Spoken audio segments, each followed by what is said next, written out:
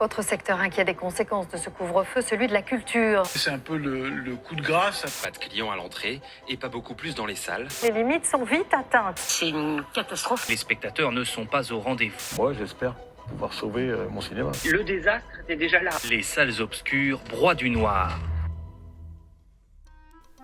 On l'annonçait mort, il semblerait qu'il ne le soit pas.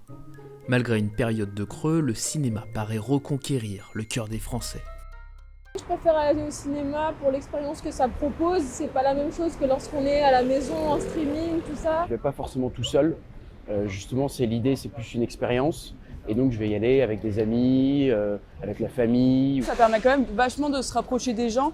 Quand t'es dans la même salle et qu'il fait noir et que genre tout le monde est en train de rire ou de pleurer en même temps, c'est assez fort. Je trouve que c'est mieux d'aller au cinéma que de regarder un film comme ça chez soi. C'est agréable d'aller voir un film quand il sort et puis de ne pas attendre qu'il passe à la télévision ou d'aller sur Netflix. Voilà. Le 7e art semble plus en forme que jamais, comme au Méliès Cinéma Public de Montreuil. À nous rejoindre le réalisateur de Frémont, Vavad Jalali, et à la traduction Pascal Pignard.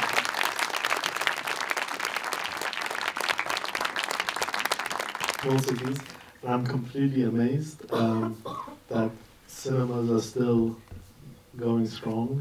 À la conquête d'un nouveau public, ce cinéma indépendant a trouvé la recette pour remplir ses salles.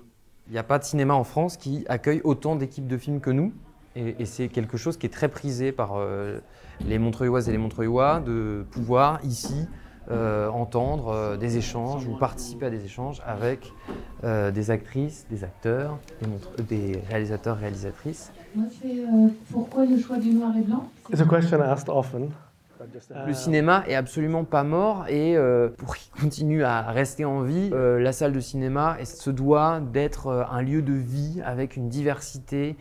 On a un resto qui fait aussi bar, on a un toit terrasse. Les gens ils peuvent venir voir un film, ils peuvent venir dîner, ils peuvent juste venir boire un verre, ils peuvent venir bouquiner puisqu'on a une bibliothèque. Ça, c'est des choses qui comptent quand vous avez envie de proposer une expérience. Une tendance qui se confirme pour cet autre établissement indépendant.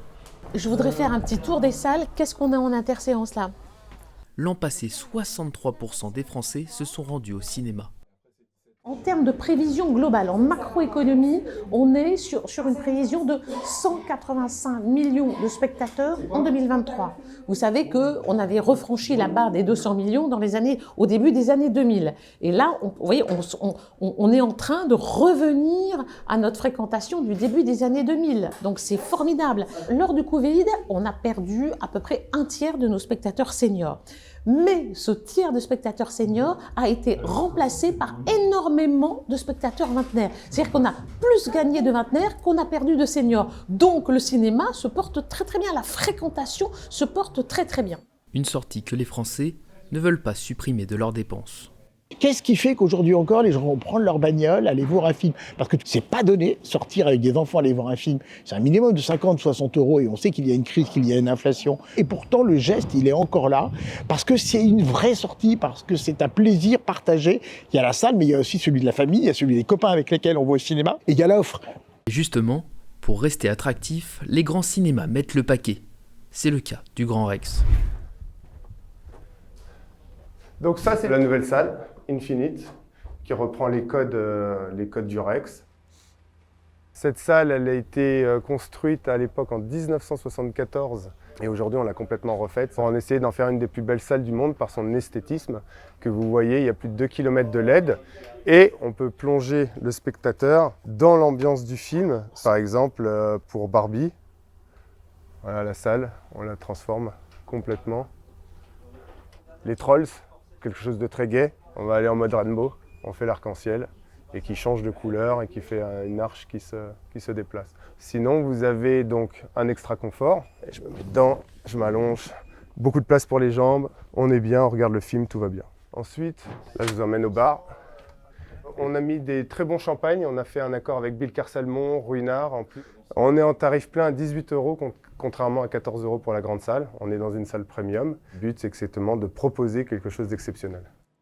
Des tarifs élevés comparés aux plateformes de streaming qu'ils ne pensent pas prêts de lui faire de l'ombre. Les réalisateurs et autres, ils privilégient le cinéma, parce que aussi l'économie, quand vous sortez sur une plateforme, il faut savoir que vous êtes piraté dans la seconde. Justement, aujourd'hui, je vais renverser, je pense que le piratage a sauvé notre concurrence sur les plateformes. Quand Disney Plus sortait pendant le Covid, Saul, 7 minutes après, il est piraté, il est diffusé partout. On a fait des avant-premières Amazon, on a fait des avant-premières Netflix, on a fait des avant-premières Disney Plus, on travaille avec, ils louent. Ce sont des nouveaux moyens de visualiser les films, mais si vous êtes que contre eux, de toute façon, vous n'allez jamais gagner, parce que ce sont des géants. Il y a un large terrain pour les plateformes de streaming, qui sont les films qui ne sont pas distribués en France, les cinéphiles qu'on ne découvre pas. Je pense que tout le monde va se réinventer, plutôt que d'être dans la frontalité et dans l'affrontement.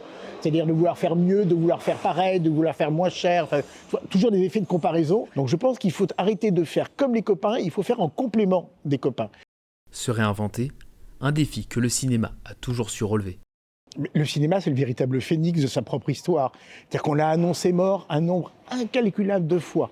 Quand le parlant est arrivé, quand la télévision a fait son apparition, quand la couleur est arrivée, le cinéma s'en est toujours sorti. Donc oui, le cinéma, moi je lui fais confiance, il reviendra toujours de ses cendres. On leur a souvent prédit un avenir sombre, mais dans les salles obscures, la pellicule n'a pas fini de tourner.